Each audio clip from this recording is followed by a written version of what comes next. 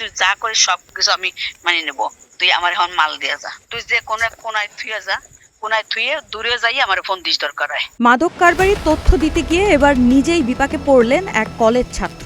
বাগেরহাটের শরণখোলা থানার ভারপ্রাপ্ত কর্মকর্তা রোকেয়া খানমের বিরুদ্ধে 50 পিস ইয়াবা দাবি, মিথ্যা মাদক মামলায় ফাঁসানোর হুমকি এবং ভয়ভীতি প্রদর্শনের অভিযোগ তুলেছেন ওই শিক্ষার্থী। বিষয়টি নিয়ে ইতোমধ্যে জেলা পুলিশ সুপারের কাছে লিখিত অভিযোগ দিয়েছেন তিনি।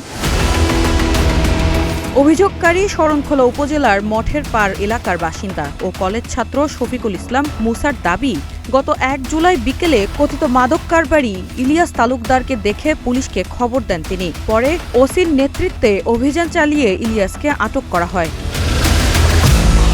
তবে অভিযানের পরপরই পরিস্থিতি বদলে যায় বলে অভিযোগ তার। লিখিত অভিযোগে তিনি দাবি করেন, প্রথম 100 পিস পরে 50 পিস ইয়াবা থানার গেটের সামনে রেখে যেতে বলা হয়। এতে রাজি না হওয়ায় তার বিরুদ্ধে মিথ্যা মাদক মামলা দেওয়ার হুমকি দেওয়া হয়। অভিযোগের সমর্থনে অডিও কল রেকর্ড, ভিডিও সহ বিভিন্ন তথ্য প্রমাণ থাকার কথাও উল্লেখ করেছেন তিনি। নিরাপত্তাহীনতার আশঙ্কা জানিয়ে ঘটনার নিরপেক্ষ তদন্ত ও দোষীদের বিরুদ্ধে ব্যবস্থা নেওয়ার দাবি জানিয়েছেন এই কলেজ ছাত্র।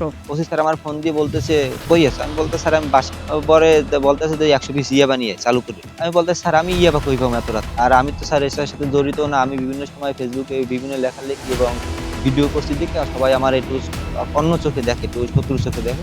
তো বলতে আছে ফোন কাটিয়ে দিচ্ছে, ফোন কাটিয়ে দিয়ে পরবর্তীতে আবার ফোন দিচ্ছে, ফোন দিয়ে বলতেছে 100 পিস না পারলে 50 পিস নিয়ে। পরে সে ফোন কাটিয়ে দেওয়ার পরে তার বডিগার্ডকে দিয়ে ফোন দেয়। সেই বডিগার্ড বলতেছে তোর স্যার কি বলছে তুই শুনছো, যদি না শোনো তোর নাম কিন্তু মামলা হইতেছে।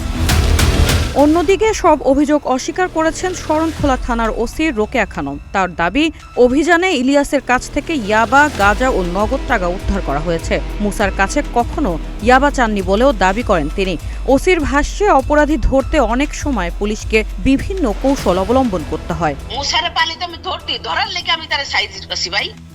ও হচ্ছে এটার সত্তার, ওই যে ইলিয়াসের ওরা ধরার জন্য আমি ফাঁক পাচ্ছি না, ওই রকম ভাবে ইয়াবা দিতে বলি না। আমি কাছে তুই কই, তুই আমার কাছে আয়। হ্যাঁ, তা সে আমার কাছে ফিরতেছে না।